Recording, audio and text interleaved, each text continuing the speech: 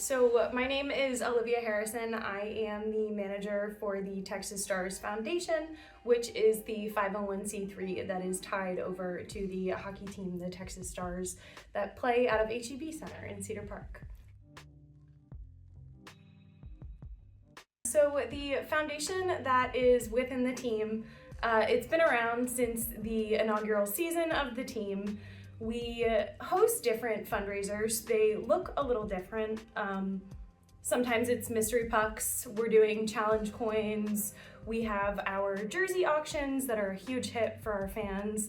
All different fundraisers that we do in game that allow us to accrue our source of revenue for our grant application process. And that's pretty much our big overall kind of foundation event that we focus on each season, and that's giving grants out to local 501c3s, organizations, kind of like the Cedar Park Library Foundation.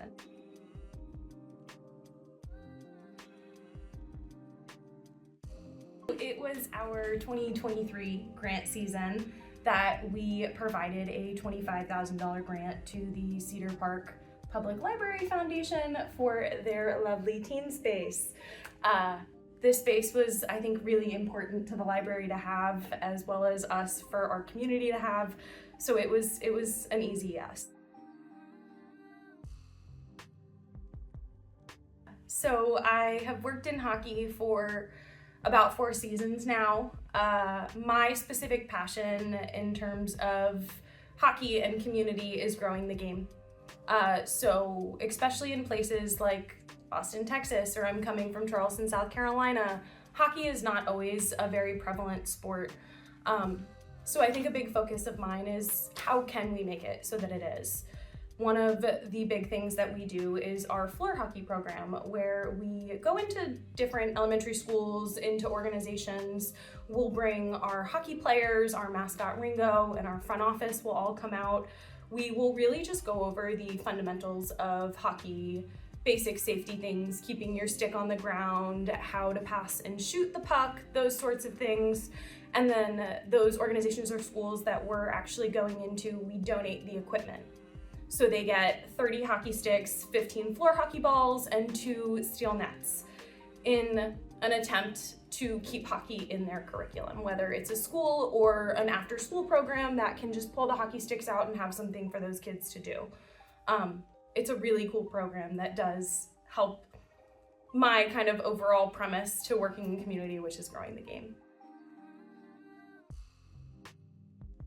Just because hockey is such a cool and valuable sport, I think as someone who's from the Northeast, I grew up with it. I became a fan through the New Jersey Devils.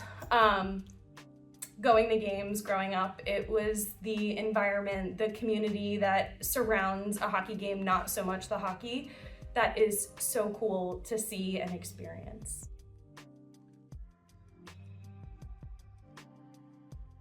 So when I started with the Stars back in August, it was kind of like the forefront of this big partnership.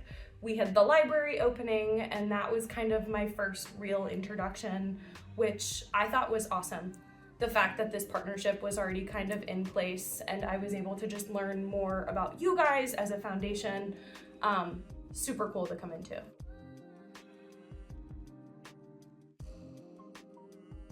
So one of our foundation's 3 pillars is assisting youths and youth programs. So I think when you guys kind of brought the idea of the teen space to us, we thought that is it aligns with our foundation and our pillars, and it's kind of the perfect way to give back to our lovely Cedar Park community to have this space for those kids.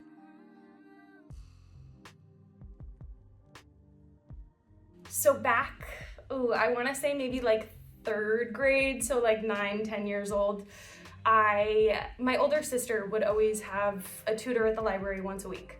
So after school, she would grab me, we would walk there, and I would kind of just have an hour to hang around. I would do different activities, crafts, not so much read.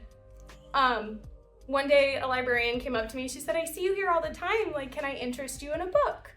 And I had told her that I really like mystery. I'm not so much a huge reader, That was when she handed me And Then There Were None by Agatha Christie. As a 9-10-year-old, however old I was, biggest page turner. I could not put that book down. I fell so in love with the mystery genre, reading as a whole, and to this day, I am still an avid reader.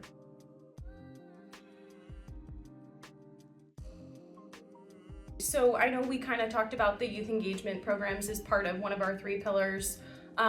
We have a big focus on military involvement and that sort of thing. So a lot of the times it's not just grants, it's other activations and things we're doing. For example, our military appreciation weekend that we have coming up, we have probably just under 1,000 tickets that are getting donated out to different military organizations locally. So different things like that, wherever it makes sense for us to align and we can really partner with our community to give back, because we have so many resources to take advantage of, and it's just how we can best take advantage of them.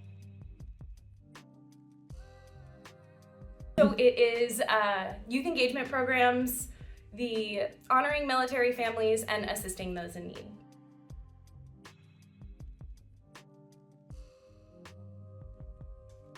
Probably how hard that you guys work to put all of this together.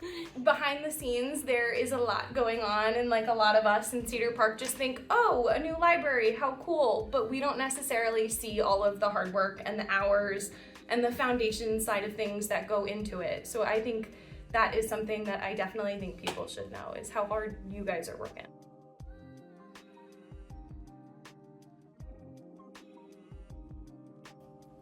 Do it. Get out there and donate.